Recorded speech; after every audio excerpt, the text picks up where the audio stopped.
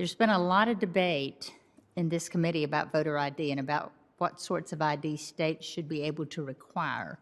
Secretary Adams, why do you think it is important to require a photo ID specifically?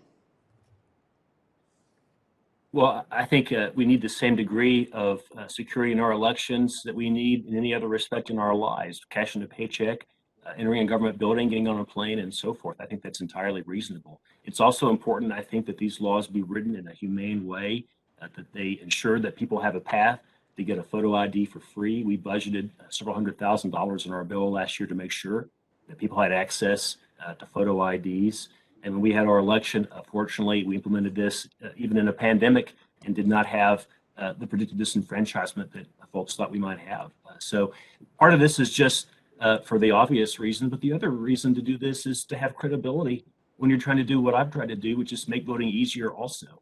I found that the best way to do election policy is to be bipartisan and cross-ideological, to work with both sides.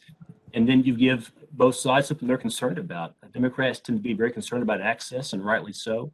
Republicans tend to be very concerned about security, and rightly so. And so the best of both worlds is to say yes to both. So you feel like it has truly helped secure accurate voters or the elections in Kentucky? You think that this has been a step that actually did that?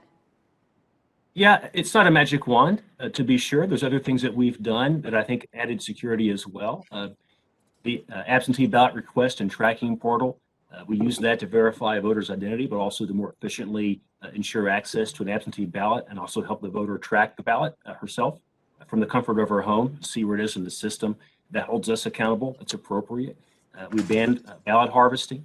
I asked for and got additional authority to get our voter rolls cleaned up. And these things all got Democratic votes in our legislature because they were paired with expanded access to the ballot. I think that's the best way with respect to Congress to make election policies, to do it in a bipartisan way. And in your testimony, you spoke a little bit about the election reform bill enacted in Kentucky. I want to outline how impressive a bipartisan achievement that bill was. It passed the Kentucky House of Representatives only 3 days after introduction by an overwhelming vote of 93-4. It passed the Kentucky State Senate just a few weeks later by an overwhelming vote of 33-3. And it was signed into law by the Democratic governor a few weeks after that.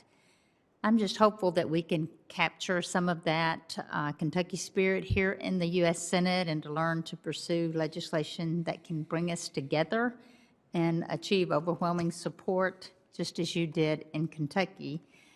How has Kentucky been able to achieve such broad support for its election reforms when the issue has become so partisan in other states and on the federal level? How did Kentucky achieve that?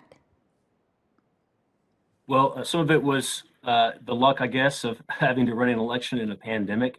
I approached our legislature and asked for emergency powers to be able to make changes to acclimate our system to that reality. I didn't feel comfortable asking that I have all of that power by myself. I was the new kid in town and a Republican, and we had a high-profile Senate race ongoing last year, so I asked that the Democratic governor be included.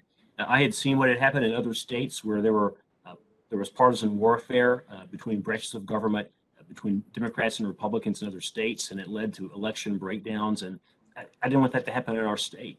I didn't know that was going to set an example later for bipartisanship in legislation. I'm really grateful for that. So when Congress has been at its best, as with HAVA, folks have come together across party lines, and I hope that we're able to do that again.